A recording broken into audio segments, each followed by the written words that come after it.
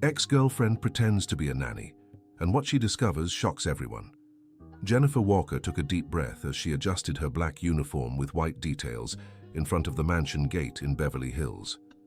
3 years had passed since that message that changed her life forever, but the pain still burned as if it were yesterday.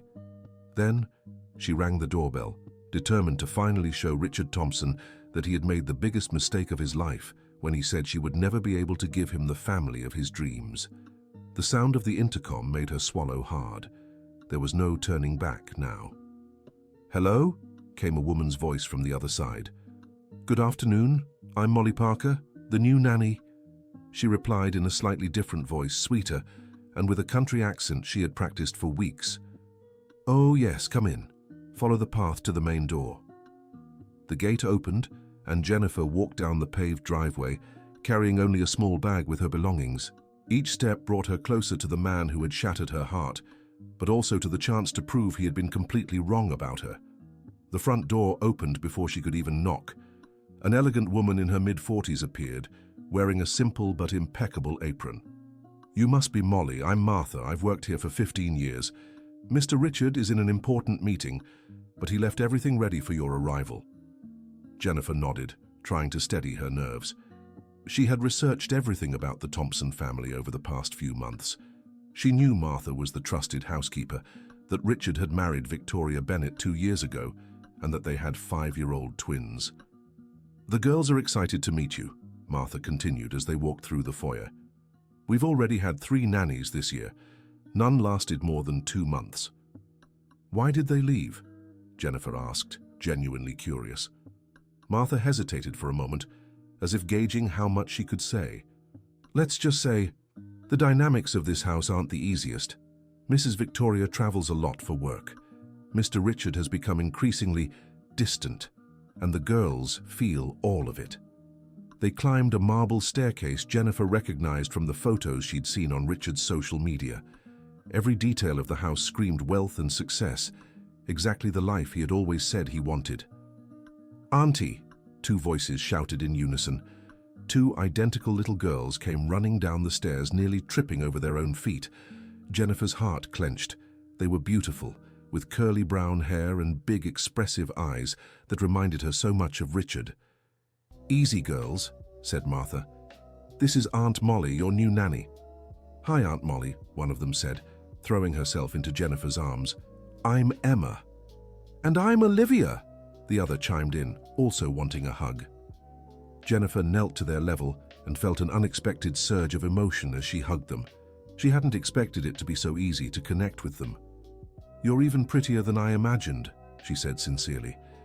"Will you play with us, Auntie?" Olivia asked with a smile that melted any remaining coldness in Jennifer's heart. "Of course, but first I need to see the house and unpack my things, okay?" The girls eagerly agreed, and Martha continued the tour. The twins' room was a dream in shades of pink and lavender, with 2 small beds decorated with princesses and unicorns. Toys were scattered everywhere and drawings covered the walls. "Do they share a room?" Jennifer asked. "By their own choice. They have separate rooms, but prefer to stay together. Especially since their mother started traveling more," Martha explained, her tone hinting at more than she was saying. Jennifer Walker's room was on the same floor, connected to the girls by a door. It was simple but comfortable, with a single bed, a wardrobe, and a small desk. Dinner is served at 7. The girls eat at 6:30, breakfast at 7:30. Mrs. Victoria is traveling and won't be back until Friday. Mr. Richard usually comes home from the office around 8 in the evening, explained Martha, as Jennifer unpacked her few clothes. "And the girls' routine? School in the morning, I pick them up in the afternoon when you can't. They have ballet on Tuesdays and Thursdays, swimming on Wednesdays and Saturdays. Sundays are free, but they usually stay home because their parents, well, each has their own commitments." Jennifer nodded, trying not to show the anger she felt upon hearing how Richard treated his own daughters. The man she had fallen madly in love with 5 years ago, who constantly spoke about wanting to be a present and loving father. Dear listener, if you're enjoying the story, don't forget to like and especially subscribe to the channel. It helps us a lot as we're just starting out. Now, continuing. "May I see some of the drawings they've made?" Jennifer asked, pointing to the walls of the room. "Of course," said Martha, but her tone grew more serious. "Just don't be surprised if some seem a little sad. They're very sensitive." Jennifer approached the walls and felt a tightness in her chest. The drawings showed a family, but there was something deeply melancholic about them. In one, a female figure was always far away, holding a suitcase. In another, a large man sat alone with blue tears streaming down his face. "When did they draw these?" she asked, her voice trembling. "In the past few weeks. The school psychologist said it's normal, that children express their feelings through art, but I worry they're too young to carry so much weight." At that moment, Jennifer felt a pang of guilt. She had come here thirsting for revenge, wanting to prove a point to Richard, but these two innocent little girls had nothing to do with their story. "Martha, may I ask you a personal question?" The housekeeper hesitated but nodded. "What was Mr. Richard like before? I mean, when he married Mrs. Victoria?" "Completely different," Martha sighed. "He smiled more, played with the girls, planned family outings. But these past few months, it's like he's lost his joy for life. He works too much, drinks a little more than he should, and barely talks to anyone." "And Mrs. Victoria?" "She's complicated. Not that she's a bad person, but motherhood was never her strength. Since the girls were born, she's devoted herself more and more to work. She says she needs to travel to maintain the family's lifestyle, but we all know Mr. Richard earns more than enough." Jennifer processed this as she finished organizing her things. The perfect image Richard had built on social media was far from reality. Was he truly happy with the choice he'd made? The sound of the front door opening snapped her out of her thoughts. "That must be him," murmured Martha. "He's early today. I'll introduce you." Jennifer's heart raced. 3 years of preparation for this moment, and now her legs felt weak. She took a deep breath, adjusted her uniform, and followed Martha downstairs. Richard was in the entryway loosening his tie. He was as elegantly handsome as ever, but Jennifer immediately noticed the differences. He was thinner, with pronounced dark circles and a tired expression she'd never seen before. "Mr. Richard, this is Molly Parker, the girl's new nanny," Martha announced formally. Richard looked up, and for a moment, Jennifer thought he might recognize her right away. But he simply looked at her with the same polite indifference he probably showed all the staff. "Good evening, Molly. I hope you settle in well here. The girls can be a bit lively, but they're good kids." "Good evening, Mr. Richard. I'm very excited to work with them," Jennifer replied, keeping her tone as formal as possible. "Daddy!" Emma and Olivia shouted, running down the stairs once again. Richard gave a tired smile and knelt to embrace his daughters. For a moment, Jennifer caught a glimpse of the man she had once loved. The tenderness in his eyes as he looked at the girls was genuine and deep. "How are you today?" he asked, kissing each one's forehead. "Aunt Molly is really cool, Daddy," Emma said excitedly. "She said she'll play with us. And she talks funny like Grandma Margaret from the farm," Olivia added, mimicking the country accent Jennifer had adopted. Richard laughed for the first time since arriving home. "That's great, girls. Now go have dinner with Aunt Martha while Daddy takes a shower, okay?" The girls agreed and headed to the kitchen. Richard moved toward the stairs but paused beside Jennifer. "Molly, the girls have been through some changes lately. If you notice they're more sensitive or clingy, it's normal. Just please be patient with them." There was something in his voice, a vulnerability that touched Jennifer deeply. For a moment, she almost forgot why she was there. "Don't worry, Mr. Richard. I'll take good care of them." He nodded and went upstairs, leaving behind a trace of cologne Jennifer recognized perfectly. The same one he used when they were dating, the one that lingered on her clothes after their long hugs. Dinner with the girls was an eye-opening experience. They were chatty and affectionate, but Jennifer noticed small signs of emotional neediness. Olivia kept talking about her mother, asking when she'd return from her trip. Emma, on the other hand, grew quieter whenever family was mentioned. "Aunt Molly, do you have kids?" Olivia asked while playing with her food. "No, sweetheart, not yet."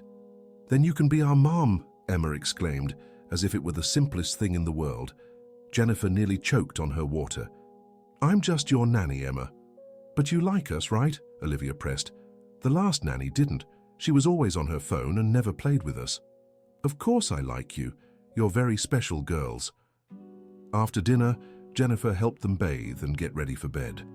It was a routine she'd never experienced before, yet it felt surprisingly natural.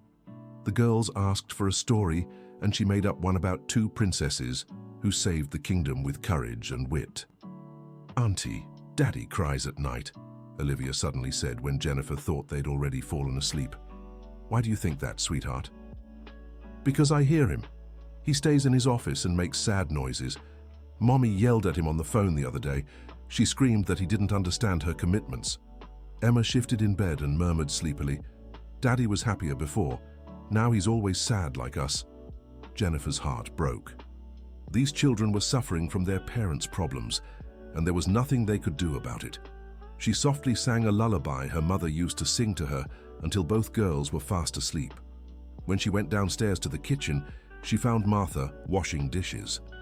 "How was your first day?" the housekeeper asked. "Intense. They're amazing kids, but you can tell they're hurting." "I know.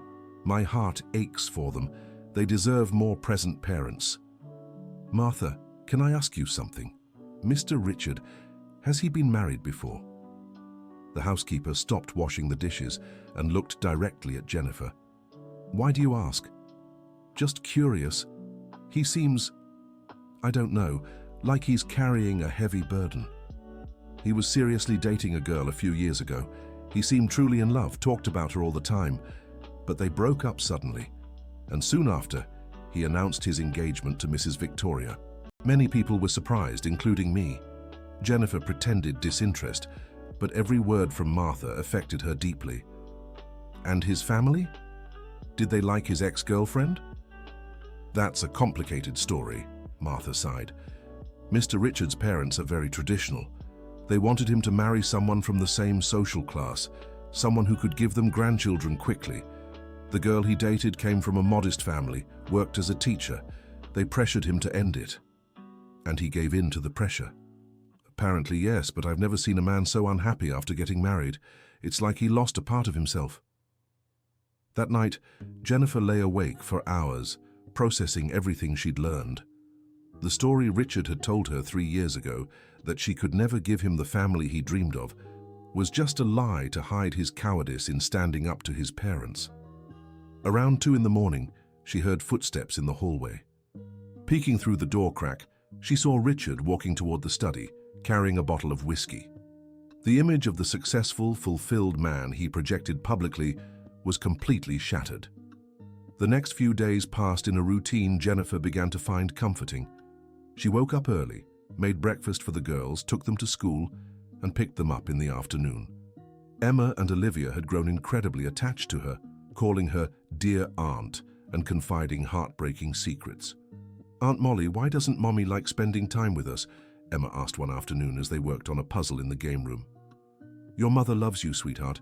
She's just very busy with work." "But does she like work more than us?" Olivia pressed. Jennifer didn't know how to answer that without lying. Victoria did seem to prioritize her career above all else, calling only to check if the girls were okay, but never asking about their feelings or emotional needs. Richard kept coming home late and leaving early, barely crossing paths with Jennifer. When they did meet, he treated her with professional courtesy, but showed no sign of recognition. She had changed her haircut, color, and style of dressing completely, yet she was still surprised he noticed nothing familiar about her. It was on the Thursday of the second week that the first unexpected event happened.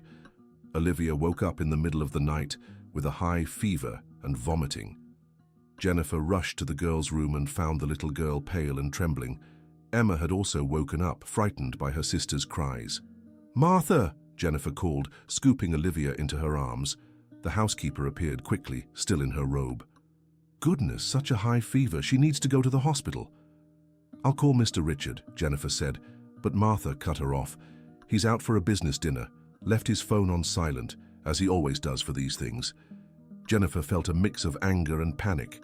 How could he be so irresponsible? "Then we'll take her ourselves. Can you drive?"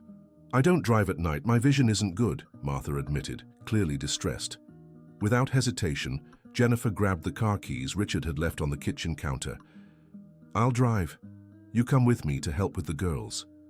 "But you can't take the boss's car without permission." "This is an emergency, Martha." Olivia could be seriously ill. The drive to the private hospital in Beverly Hills was tense. Olivia cried softly in Martha's lap, while Emma held tightly to Jennifer's hand as she drove carefully through the night. "Everything will be okay, sweetheart," Jennifer whispered to Olivia. "Aunt Susan will take care of you." At the hospital, they discovered Olivia had a severe stomach infection, likely caused by something she ate at school. Nothing serious, but it required medication and observation. It was nearly 4 in the morning when they finally returned home. Richard was waiting at the door, visibly frantic. "Where were you? I came home and no one answered me," he practically shouted as soon as they stepped out of the car. "Olivia got sick. We had to take her to the hospital," Jennifer explained, still holding the girl in her arms. "And why didn't anyone call me?" "We tried, but your phone was off," Martha replied diplomatically. Richard seemed to realize his own mistake, and his expression shifted from anger to concern. "How is she? What did the doctors say?" "Stomach infection. She'll be fine, but she needs to take medicine for a few days and rest." "Daddy, Aunt Molly took really good care of us," murmured Olivia, still drowsy in Jennifer's arms. Richard looked directly at Jennifer for the first time since she'd arrived. There was genuine gratitude in his eyes, mixed with something she couldn't quite place. "Thank you," he said simply. "Thank you for taking care of her as if she were your own." The words hit Jennifer like a punch to the gut, as if she were your own. If only he knew how ironically close to the truth that was. "Anyone would have done the same," she replied, trying to keep her composure. "No, they wouldn't. You went above and beyond. You took my car without permission, spent the whole night at the hospital, comforted both of them. That's special." Dear listener, if you're enjoying the story, don't forget to like and especially subscribe to the channel. It really helps those of us just starting out. Now, continuing. In the days that followed, Richard seemed to subtly change his attitude toward Jennifer. He started coming home earlier, spent more time with the girls, and always asked about their day. It was as if the emergency with Olivia had awakened something in him. "Molly, do you have experience with children?" he asked one Friday as they dined together for the first time. The girls were already asleep and Martha had gone to visit her daughter. "I have a few nieces and nephews," Jennifer lied. "I've always liked kids." "It shows. Emma and Olivia talk about you all the time. Just yesterday, Olivia told me you're the coolest person in the world." Jennifer smiled, her heart warming. "They're special kids, very smart and affectionate." "They are. Sometimes I worry if I'm being a good father to them." The vulnerability in his voice touched Jennifer deeply. It was the same tone he'd used when they were dating, and he'd share his deepest insecurities with her. "Why do you worry about that?" Richard sighed and ran a hand through his hair, a gesture Jennifer knew well. "I work too much. I'm always tired, irritable. Victoria travels constantly, and when she's home it feels like she's doing us a favor. The girls sense all of it, and I don't know how to protect them." "Kids are more resilient than we think," Jennifer said gently. "But they need to feel loved and safe. When you come home even tired and play with them for just 5 minutes, it means the world to them." "You speak like someone who understands family very well." Jennifer nearly choked. "I understand, because I once dreamed of starting a family with you," she thought but couldn't say. "It's just maternal instinct, I suppose." "Molly, can I ask you something personal?" Her heart raced. "Of course. Have you ever been married? Do you have a boyfriend?" "I'm not married, and dating, it's complicated." "How so?" Jennifer needed to think quickly. "I ended a relationship a few years ago. It was someone I loved deeply, but they didn't appreciate what we had. Since then, I've focused on work." Richard fell silent for a moment, absent-mindedly pushing his food around. "I understand. Sometimes we make mistakes that haunt us forever." "What kind of mistakes?" "Wrong choices, wrong priorities. We hurt the people we love out of fear or cowardice." Jennifer felt the air leave her lungs. Was he talking about her, about what he had done to her? And there's no way to fix those mistakes? "Some mistakes can't be fixed, Molly. When you hurt someone deeply, when you break the trust of the person you love most, there's no going back. But what if the person forgave you? What if you could start over?" Richard looked directly into her eyes, and for a moment, Jennifer was absolutely certain he had recognized her. but then he looked away. Some people are too generous for their own good. I don't deserve forgiveness, Molly. I deserve exactly the empty life I've built for myself. That conversation left Jennifer confused and emotionally shaken. Richard seemed genuinely remorseful for his choices, but it didn't erase the pain he had caused her. At the same time, seeing his suffering didn't bring her the satisfaction she had imagined. Over the weekend, Victoria finally returned from one of her trips. Jennifer was eager to meet her in person after hearing so much about her. The first impression was striking. Victoria was a stunning woman, with the elegant poise of a model and clearly expensive clothes, but there was a coldness in her eyes that Jennifer noticed immediately. "You must be the new nanny," Victoria said, barely glancing at Jennifer as she sorted through the piled-up mail. "I hope you're settling in well." "Yes, ma'am, the girls are wonderful." "Mommy!" Emma and Olivia shouted, running to hug their mother. Victoria mechanically bent down to receive their embraces, but Jennifer could tell it was an automatic gesture, devoid of real emotion. "Hello, girls, you've grown." "Mommy, Aunt Molly taught us a new song," Emma said excitedly. "How nice, sweetheart. Molly, could you take the girls to play? I need to talk to Richard about some things." It was clearly a dismissal. Jennifer led the girls to their room, but couldn't help overhearing part of the conversation that followed in the living room. "I received an interesting offer from the company in London," Victoria said. "It's a significant promotion, but it would require me to move there for at least 2 years." "What about the girls?" Richard asked, alarm in his voice. "They'd stay here with you, obviously. They have school, friends. It would be better for them." "Victoria, they're 5 years old. They need their mother. They have you, Martha, and now this new nanny who seems competent. They'll be fine." "This isn't about them being fine. It's about them having a complete family." "Our family was never complete, Richard, and you know that. We've been together out of convenience for years. Maybe it's time we admit that officially." Jennifer stepped away from the door, feeling as though she'd heard something she shouldn't have.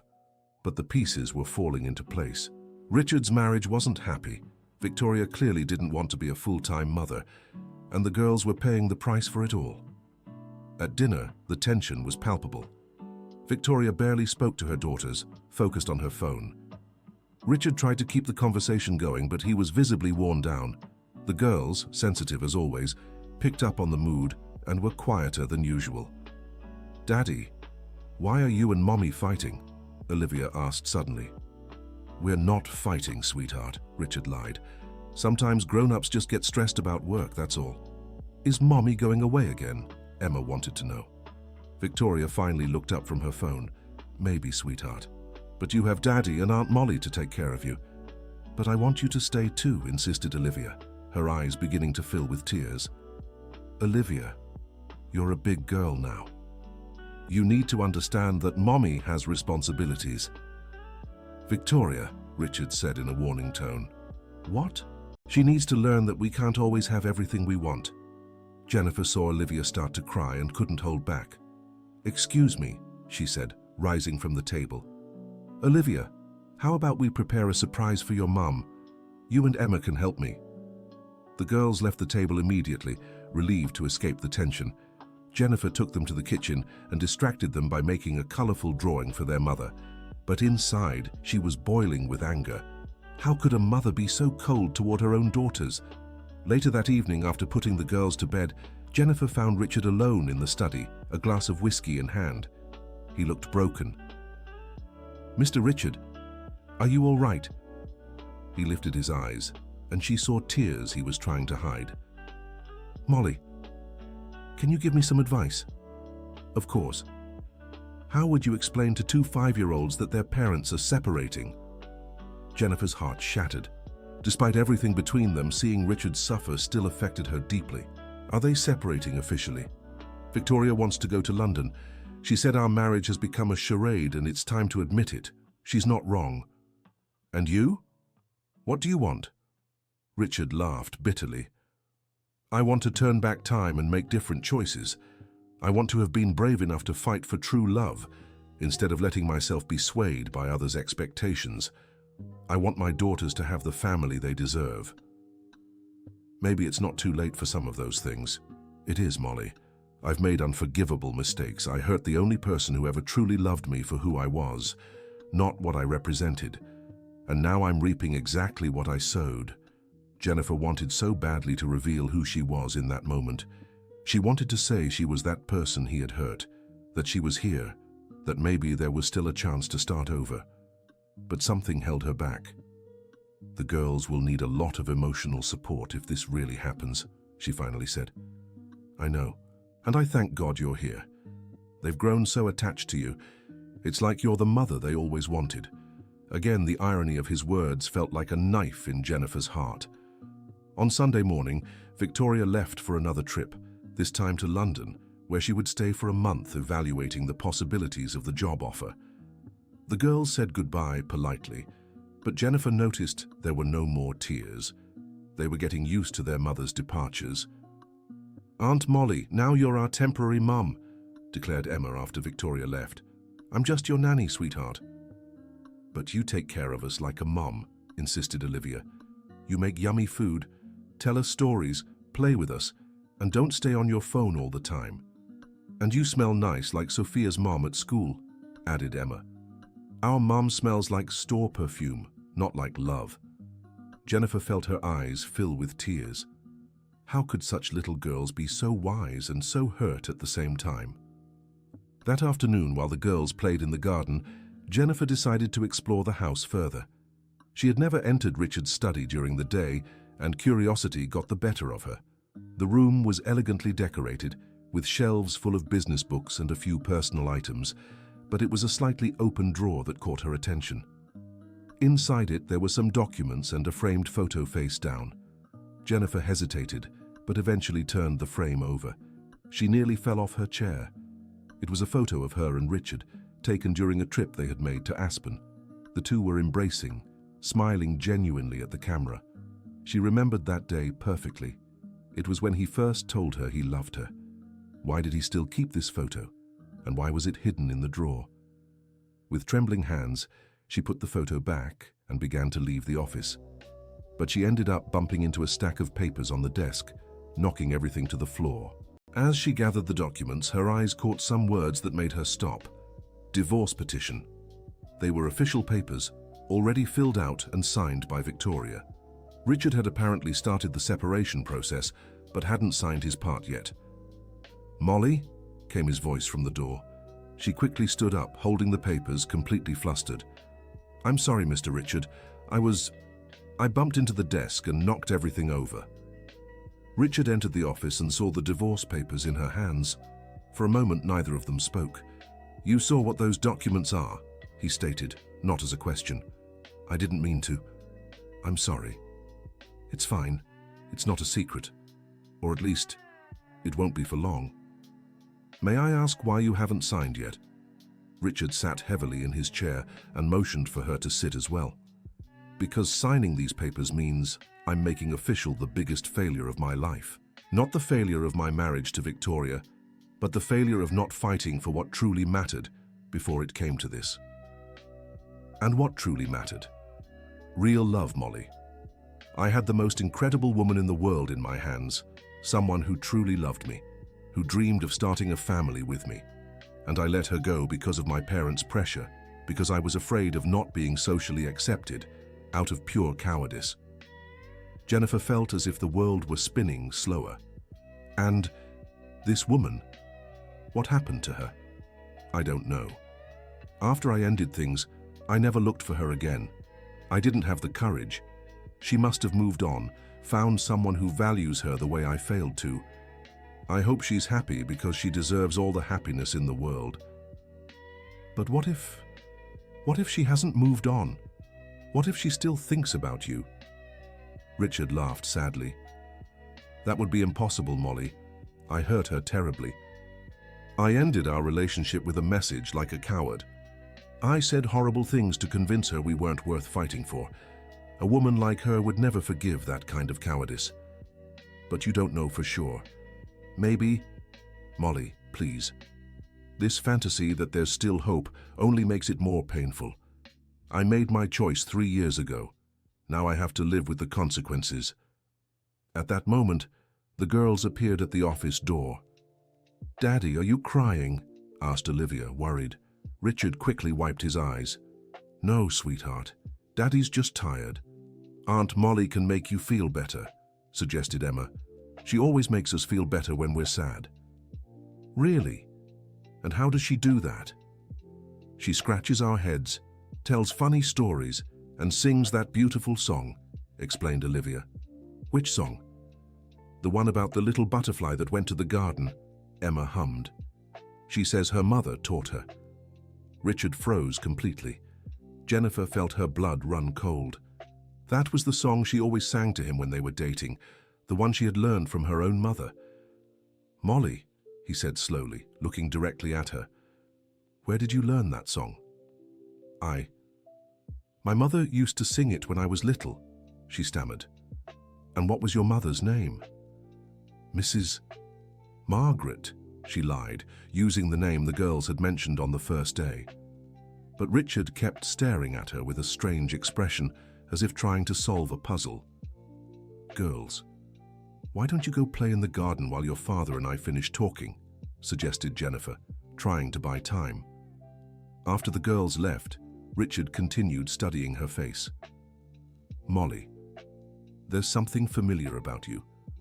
From the very first day I've had this feeling we've met before. I think it's just your imagination. I'd remember if we had." "Is that so?" He stood and walked toward her. "Then why do you get nervous every time I look directly at you? Why do your hands shake when we talk? Why did you know exactly how to calm Olivia when she was sick, using the same techniques I use?" Jennifer instinctively stepped back. "I don't know what you're talking about. And why were you crying on the first day when you thought no one was watching?" "What do you mean?" "Martha told me. She said she found you crying in the kitchen on your first night here, but when she asked if you were okay, you made up an excuse about missing home." Jennifer knew she was cornered, but couldn't admit the truth. "Not like this, not yet. I really was homesick." Richard sighed and returned to his chair. "Fine, Molly. Keep your secrets. I have no right to pry." But she could see in his eyes he wasn't convinced. Worse, he was starting to suspect the truth. The following days were tense. Richard began watching her more closely, asking seemingly casual questions about her past, her family, her previous experiences. Jennifer felt like she was walking a tightrope about to fall at any moment. Then, on a Thursday night, everything changed for good. The girls were asleep and Jennifer was in the kitchen preparing breakfast for the next day when she heard the sound of someone crying. She followed it to Richard's study and found him with his head in his hands, sobbing. Without thinking, she entered and knelt beside his chair. "Richard, what happened?" He looked up, startled by the intimate tone she'd used and by the fact she'd called him by his first name. "I got a call from Victoria. She's accepting the London offer, wants me to sign the divorce papers and mail them. And the girls. She said they can visit her on holidays." "On holidays, Molly? Like they're distant relatives, not her own daughters?" Jennifer felt a surge of anger rise in her chest. What kind of mother abandons her children like that? The kind who never really wanted to be a mother. Victoria was always honest about that. I was the fool who thought she'd change. And now, what happens to Emma and Olivia? They'll stay with me, obviously, but I don't know how to explain to them that their mother isn't coming back. How do I tell them they weren't important enough to make her stay? At that moment, seeing the man she had once loved so broken and vulnerable, Jennifer could no longer keep up the act. "Richard," she said softly, touching his face. "Look at me." He raised his eyes, and she saw the exact moment he recognized her. Shock, then confusion, then a mix of hope and terror. "Jennifer," he whispered. "Is it you? Really you?" She nodded, tears streaming down her face. "It's me." "But how? Why? You've been here for weeks and You didn't recognize me because I changed everything I could. My hair, the color, the way I dress, the way I talk. I didn't want you to know me." "But why?" Jennifer stood and walked to the window, turning her back to him. "Because I wanted revenge. I wanted to step into your perfect life and prove you'd made the biggest mistake of your life when you let me go. Jennifer, I spent 3 years hating you, Richard. 3 years imagining how happy you must have been with your perfect wife, your perfect daughters, your perfect life. I wanted to tear it all apart like you tore me apart. And did you? He asked softly. She turned to look at him. Did I what? Get your revenge. Destroy my life. I didn't need to. Your life was already in pieces when I got here. You were already paying for your choices. Richard stood and walked toward her, but stopped at a respectful distance. Jennifer, I know I have no right to ask anything of you. I know what I did was unforgivable. But I need you to know that not a single day has passed in these 3 years where I didn't regret ending things with you. Then why did you do it? Out of cowardice. My parents said you'd never fit into our family, that you were just after my money. They threatened to disinherit me if I married you. And I believed them. Or at least, I let fear speak louder than love. You told me I could never give you the family you dreamed of. I lied. I said that to convince you it wasn't worth fighting for us. I thought it would be easier for you to hate me than to suffer for me. It was easier. Hating you gave me the strength to move on. And now, do you still hate me? Jennifer closed her eyes and took a deep breath. I wanted to hate you so badly, Richard.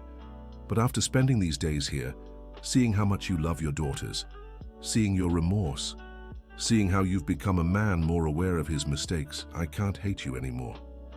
Does that mean you forgive me? Forgiving isn't the same as forgetting. It's not the same as trusting again. I understand. Do you really? She turned to face him. You shattered me, Richard. You made me believe I wasn't good enough, that I'd never be enough.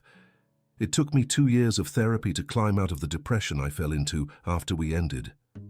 Richard closed his eyes as if her words were physical blows. God, Jennifer, I didn't know. If I had. Had what? Would you have changed anything? I never would have. But you did, Richard. And now we have to deal with the consequences. They stood in silence for a few minutes, processing the conversation. And the girl? Richard finally asked. They've grown so attached to you. How do I explain that the nanny they love is actually someone from my past? I don't know. I didn't think about that when I came up with this stupid plan. It wasn't stupid, Jennifer. You got what you wanted. You showed me the kind of man I became, the kind of father I am, the kind of husband I was. You made me see all my flaws. And what do you plan to do with these realizations? I don't know. For the first time in my life, I don't know what the next step is. Just then, they heard small footsteps in the hallway. Daddy, came Olivia's voice. I heard noises. Richard quickly wiped his eyes, and Jennifer composed herself. Everything's fine, sweetheart, he said, opening the study door. Olivia appeared in her pajamas, clutching her teddy bear. Why are you guys awake? Daddy and I were just talking about some important things, Jennifer explained, scooping the girl into her arms. Sad things. Was Daddy crying again? Richard and Jennifer exchanged glances. Sometimes grown-ups cry when they're worried, Jennifer said, but it's nothing for you to worry about. Aunt Molly, you're never going to leave, right? Olivia asked, nuzzling into her neck. Jennifer felt her heart break. How could she answer that? Why do you ask, sweetheart? Because all the other nannies left, and now Mummy's gone too. I'm afraid you'll leave too, and Emma and I will be all alone. Richard Thompson moved closer and stroked his daughter's hair. You'll never be alone, Olivia. Daddy will always be here. But what about Aunt Molly? Aunt Molly? He looked at Jennifer Walker, seeking guidance. Aunt Molly will stay for as long as she wants to stay. Forever? That's a decision only she can make. Olivia turned to Jennifer with hopeful eyes. Do you want to stay with us forever, Auntie? Jennifer kissed the girl's forehead, trying not to cry. I love you both so much. You know that, right? So, you'll stay? Let's talk about this tomorrow, okay? Right now, you need to sleep. After tucking Olivia back into bed, Jennifer and Richard returned to the study. What are we going to do? He asked. I don't know, Richard. We need to think about the girls above all else. They love you, Jennifer. More than they've loved any nanny. More than they love their own mother. And I love them too, This wasn't what I planned when I came here, but it happened. Then stay, for their sake. It's not that simple. Why not? Because working for you, pretending we're strangers, knowing everything that happened between us, I can't take it, Richard. Then don't pretend we're strangers. What do you mean? Be honest with them. Tell them you knew me before, that we used to date. Children understand more than we think. And then what? What happens to our relationship? Richard was silent for a long moment. I don't know. All I know is I can't lose you again. Neither can the girls. Richard, I know I have no right to ask this. I know I need to earn your trust again, prove I've changed, show I can be the man you deserve. But if you give me a chance for what? To try again. To do it right this time. To build the family we always dreamed of, but now including the two most amazing kids in the world. Jennifer felt her heart race. It was everything she'd dreamed of 3 years ago, but now it seemed more complicated. Richard, you're still married. You're going through a divorce, you're vulnerable, the girls are hurting. This isn't the right time for us to make decisions about us. Then, tell me when the right time is, because I don't want to wait another 3 years to find out I've lost you again. I need to think. I need to be sure I'm not making an emotional decision we'll regret later. And in the meantime? In the meantime, I'll take care of the girls. They need stability now more than ever. How? By continuing to pretend you're the nanny. No, you're right. We'll tell them the truth, adapted for their age, but the truth. What if they don't understand? They will. Children have pure hearts. If we explain it with love, they'll accept it. Dear listener, if you're enjoying the story, please take a moment to like and subscribe to the channel. It really helps us who are just starting out. Now, continuing. The next morning after breakfast, Richard and Jennifer sat down with Emma and Olivia in the living room. Girls, Aunt Molly and I have something important to tell you, Richard began. The two stopped playing and paid attention. Is it something bad? Emma asked worriedly. It's not bad, sweetheart, it's just different from what you imagined, Jennifer explained. Aunt Molly and Daddy knew each other before she came to work here, Richard said. Actually, we used to date a few years ago. The girls looked at each other, then at the adults. Like Aunt Sarah and Uncle Kevin, Olivia asked, referring to Richard's cousin. Exactly like that. Then why aren't you dating anymore? Emma wanted to know. Richard and Jennifer exchanged glances. Sometimes adults argue and decide to stay apart, Jennifer explained. That's what happened with us. But do you still like each other? Olivia insisted. It's complicated, sweetheart, said Richard. Adults have complicated feelings.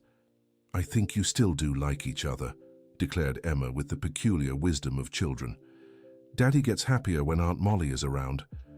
And Aunt Molly always blushes when she talks to Daddy, Olivia added. Jennifer couldn't help but smile. You two are very observant. So are you going to start dating again? Emma asked hopefully.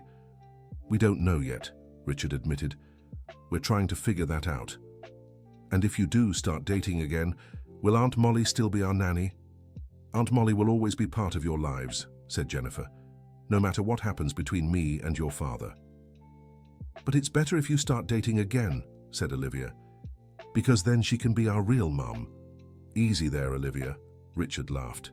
Let's take it slow, okay? The girls seemed satisfied with the explanation and went back to playing as if nothing unusual had happened. That was easier than I expected, Jennifer remarked after they left the room. Children are wiser than adults sometimes. In the days that followed, the household dynamic shifted subtly. Richard began treating Jennifer like someone close, no longer just an employee. They had dinner together every night after the girls went to bed, talking about their days, about the girls, about their feelings. Did you sign the divorce papers? Jennifer asked one of those nights. I signed them yesterday, mailed them to Victoria. She called today to confirm she got them. How do you feel? Relieved mostly, like a weight's been lifted. A marriage that never worked finally ended officially. And the girls? How did they react when you told them about their mother? Better than I expected. Olivia cried a little, but Emma said she already knew Mommy wasn't coming back. They're very smart. They are. And very resilient. Jennifer, Richard hesitated. "Can I ask you something?" "Of course." "What did you feel when you saw me suffering? When you realized my life wasn't as perfect as you imagined?" Jennifer took a moment before answering. "At first, I felt a cruel satisfaction. I thought, see what you lost? See how wrong your choices were. But then I just felt sorry for you. And for the girls." "Sorry? Sorry because you became a prisoner of your own decisions, because you were clearly unhappy but didn't know how to get out of it. And now, what do you feel when you look at me?" "Confusion," she admitted, "because I'm still angry at what you did, but I also feel affection, concern, and that scares me." "Why does it scare you?" "Because it means I still care about you, and I don't want to care." "Why not?" "Because caring about you means becoming vulnerable again. It means risking getting hurt again." Richard leaned forward in his chair. "Jennifer, I know I have to earn back your trust. I know it won't be easy or quick. But I've changed. These 3 years have taught me a lot about what really matters in life." "What did you learn?" "That financial success means nothing if you have no one to share it with. That family isn't about appearances or social status. It's about real love. That courage isn't about not being afraid, it's about doing the right thing even when you're terrified." "And do you have courage now?" "I do. The courage to fight for you, for us, for this family we could build together." "Richard, let me prove to you that I've changed. Not as your employer, not as the man you met 5 years ago, but as the man I am today." "How?" "Give me a month. A month to show I can be the partner you deserve, the father the girls need, the man who can make you happy. And what if at the end of this month I decide I can't trust you again? Then I'll accept your decision and do everything in my power to make sure you stay part of the girls' lives. Because they need you, Jennifer, and I won't deprive them of that love because of my mistakes." Jennifer fell silent for a long moment, considering the proposal. "1 month," she finally said, "but with a few conditions." "Name them." "No romantic pressure, no grand declarations or over-the-top gestures. I want to see how you act day to day, how you treat the girls, how you handle responsibilities." "Understood. And if at any point I feel uncomfortable or want to stop, you respect my decision without question." "Of course." "And about the girls, nothing changes in their routine. They can't be affected by our problems." "I completely agree." They looked at each other in silence for a moment, both aware of the weight of this agreement. "Then it's settled," Jennifer said. 1 month. 1 month, Richard repeated, with a timid smile she hadn't seen in years. The following weeks were a time of discovery for everyone in the house. Richard kept his word, treating Jennifer with respect and kindness, but without pressure. He started coming home earlier, planned family outings on weekends, and became more present in the girls' daily lives. Jennifer watched everything carefully, looking for signs that it was just a temporary act. But as the days passed, she realized Richard's changes were genuine. He had truly learned to prioritize what mattered. "Aunt Jennifer, Daddy seems happier now," Emma remarked one afternoon as they drew together. "Why do you think that?" "He smiles more, and he doesn't cry alone in his office anymore." "Do you think it's because of me?" "I think it's because you're friends again. Grown-ups are happy when they make peace with people they care about." The wisdom of children never failed to amaze Jennifer. It was in the 3rd week that the first real test of the family's new dynamic came. Olivia had an anxiety attack at school, crying uncontrollably and asking for her mother. The principal called Richard, who was in an important meeting. He immediately cancelled all his appointments and went to pick her up, calling Jennifer on the way. "She's asking for you too," he said over the phone. "Can you meet us at home?" Jennifer abandoned her shopping and rushed back. She found Richard on the couch with Olivia in his arms, trying to calm her. "Aunt Jennifer," the girl whimpered as soon as she saw her. "What happened, sweetheart?" Jennifer asked, sitting beside them. "The teacher talked about Mother's Day, and I remembered Mommy isn't coming back," Olivia sobbed. Jennifer's heart broke. She and Richard exchanged glances over the girl's head. "Olivia, look at me," Jennifer said softly. "It's true your mom won't come back to live here, but that doesn't mean you don't have people who love you very much.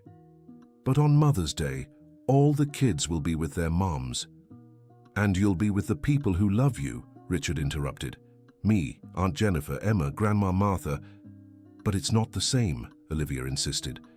Jennifer took a deep breath and made a decision that scared her. "Olivia, can I tell you a secret?" The girl nodded, still sniffling. "I didn't have a present mom when I was little either. My mom worked a lot and traveled constantly. And you know who took care of me?" "Who?" "My Aunt Susan. She wasn't my real mom, but she loved me as if she were.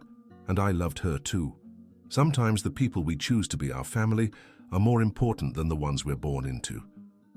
"So, can you be like Aunt Susan for me?"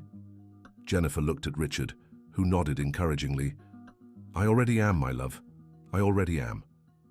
Olivia gradually calmed down and ended up falling asleep on the couch between Jennifer and Richard. They stayed there in silence, watching the girl sleep. "Thank you," whispered Richard. "For what?" "For being here. For loving them as if they were your own daughters, for saving our family." "I didn't save anything, Richard. I just did what any decent person would do." "No, Jennifer, you did much more than that. You gave us something we didn't even know we needed." "What?" "A second chance to be happy." That night, after putting the girls to bed, Jennifer realized she was in love again. Not with the memory of Richard from 5 years ago, but with the man he had become. A more mature man, more aware, more dedicated to the people he loved. The discovery terrified her. "I need to leave tomorrow," she told Richard in the kitchen. "Is something wrong?" "I need to visit my mother. It's been a while since I've seen her." It was a lie. She needed space to think, to be sure of her own feelings without the influence of being so close to him. "Do you want me to come with you? The girls would love to meet your mother." "No, thank you. It's just a quick visit. I'll be back by Sunday." Richard looked disappointed but didn't insist. Jennifer spent the weekend at a friend's house in Santa Monica, trying to sort out her thoughts. She had gone to the Thompson family's house, seeking revenge, and ended up falling in love not only with Richard again, but also with his daughters. The situation was more complicated than she had imagined. "You still love him, don't you?" her friend Amanda asked during lunch at the beach. "I shouldn't." "But you do." "Yes," Jennifer admitted, "and it terrifies me." "Why?" "Because I don't know if I can trust him again. What if he hurts me once more?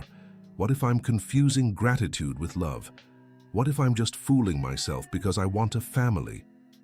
"Jen, you're overthinking this. Sometimes we have to take risks to be happy. Easy to say when you're not the one who might get hurt. But think about what you could lose if you don't try. You said the girls love you, that he's changed, that you two have a real connection. Isn't that worth fighting for?" Jennifer knew her friend was right, but fear was stronger than reason. When she returned on Sunday night, she found the house strangely quiet. Richard was in the kitchen, looking worried. "I'm glad you're back," he said, clearly relieved. "The girls refused to eat dinner. They said they'd only eat when Aunt Jennifer came home." "Where are they?" "In their room, watching cartoons." Jennifer went upstairs and found Emma and Olivia curled up on the bed looking glum. "Hello, girls, why the long faces?" "You left," Emma accused. "I went to visit my mother, remember? I said I'd be back today." "But you could decide to leave forever like our mother did," Olivia said with painful logic. Jennifer's heart ached. The girls were developing a fear of abandonment because of Victoria's departure. "Come here," she said, sitting on the bed and opening her arms. The two immediately snuggled against her. "Listen carefully to what I'm about to say, okay? I will never abandon you, never. No matter what happens, you can always count on me." "Promise?" Emma asked. "I promise, and when I make a promise, I keep it." "What if you and Daddy fight again?" Jennifer looked toward the door and saw Richard leaning against the frame, listening. "Even if that happens, I won't abandon you. You're my girls now, forever. Even if you're not our real mom." "Being a mother isn't about who carried you in their belly," Jennifer explained. "It's about who loves you, takes care of you, worries about you, wants to see you happy, and I'm all those things for you." The girls seemed satisfied with the answer and finally agreed to eat dinner. After putting them to bed, Jennifer found Richard in the study. "Thank you," he said. "They were really worried you wouldn't come back." "And you? Were you worried too?" "Terrified," he admitted. "I thought you'd given up on us." "Richard, I need to tell you something." He stopped shuffling papers and gave her his full attention. "I'm falling in love with you again, and it terrifies me." "Why does it terrify you?" "Because the last time I fell in love with you, you shattered me. And now I have more to lose. It's not just me, it's the girls too. If this goes wrong—" "It won't go wrong," he interrupted, standing up and walking to her. "You can't promise that." "Yes, I can. Because this time, I know what I have to lose. This time, I choose you above everything else. And your family." "What if your parents don't approve again? Then they can go to hell," Richard said with a firmness that surprised Jennifer. "I've already lived 3 miserable years because of their opinions. I won't waste another single day." "Richard, Jennifer, I love you. I've always loved you, even when I was with Victoria, even when I tried to convince myself I was over you. And now that I have a second chance, I won't waste it." "I love you too," she finally admitted, "but I'm so scared." "Then let's be scared together, and let's be brave together too." He stepped closer and cupped her face. "Let me prove this time will be different." "How?" "Marry me." Jennifer nearly fell off her chair. "What?" "Marry me, Jennifer. Not in a year, not when everything's perfect. Now, in the next few weeks. Because I don't want another day without knowing you're my family." "Richard, are you crazy? I just admitted I'm scared, and you want us to get married right away." "I'm scared too. Scared you'll change your mind. Scared something will happen and I'll lose you again. By marrying us, we face the fears together. And the girls, they'll be thrilled. They already see you as their mother." "Richard, think about it, Jennifer. What really matters? The fears or the love we have for each other?" She stayed silent for a long moment, weighing the completely crazy proposal. "If I say yes," she finally said, "it has to be our way. Simple ceremony, just the people who truly matter." "Are you saying yes?" "I'm saying I'll seriously consider your crazy proposal." Richard smiled and pulled her into a tight hug. "That's more than I hoped for." The next morning at breakfast, Richard decided to test the girls' feelings about the possibility of a wedding. "Girls, can I ask you something?" "Of course, Daddy," said Emma, chewing her toast. "How would you feel if Aunt Jennifer and I got married?" Both girls stopped eating immediately and exchanged looks of pure joy. "Really?" they shouted in unison. "We're thinking about it," Jennifer said, trying not to get swept up in their excitement. "Does that mean Aunt Jennifer will be our mum for real?" Olivia asked. "It means we'll be a real family," Richard explained. "A real family," Emma cheered, throwing her arms up. "Easy, girls," Jennifer laughed. "We're still talking about it." "But you will get married, right?" Olivia insisted. "Because it would be the best thing ever." "Why would it be the best thing ever?" Richard asked curiously. "Because then we'd have a daddy who loves us, and a mommy who loves us, and they'd love each other too," Emma explained, as if it were the most obvious thing. "And could we call Aunt Jennifer Mommy?" Olivia asked shyly. Jennifer felt her eyes fill with tears. "If you want to, of course you can." "Mommy Jennifer!" Emma tested, trying out how it sounded. "Mommy!" shouted Olivia, jumping from her chair to hug Jennifer. Seeing the pure joy on the girls' faces, all of Jennifer's fears seemed too small compared to the love she felt for that family. "All right," she said, looking at Richard over the girls' heads. "Let's get married." The girls' squeals of joy were probably heard throughout the neighborhood. The wedding preparations were simple, but exciting. Richard kept his word and organized an intimate ceremony in the garden of the house, with only Martha, a few close friends, and the girls as bridesmaids. The chosen day was a sunny Saturday in October. Jennifer wore a simple yet elegant dress, which she had bought with Emma and Olivia, who insisted on giving their opinions about everything. "You look beautiful, Mom," said Olivia as she helped Jennifer get ready. "Thank you, sweetheart. You both look gorgeous too." The girls wore light pink dresses and flower tiaras, radiant with happiness. "Are you nervous?" asked Martha, who had been emotional since morning. "A little," Jennifer admitted. "It's normal. But you're doing the right thing. I've never seen a family fit together so perfectly." The ceremony was simple and heartfelt. When the officiant asked if Richard took Jennifer as his wife, he answered firmly, "I do, forever. And I promise never to let fear speak louder than love again." When it was Jennifer's turn, she looked at Richard, then at the girls, and said, "I do, to build this amazing family, and I promise to love and protect all of you for the rest of my life." "Hooray!" Emma and Olivia shouted as their parents kissed, running to join the embrace. The celebration was small but joyful, with the girls dancing and laughing like Jennifer had never seen before. It was impossible not to feel that this was the family everyone had always dreamed of. "No regrets?" Richard asked during their first dance. "None," Jennifer answered sincerely. "And you?" "My only regret is taking 3 years to find the courage to fight for this. Sometimes we need the long way to reach the right place." "True. And now we're exactly where we should be." "Yes, we are." 6 months after the wedding, the transformation in their lives was clear.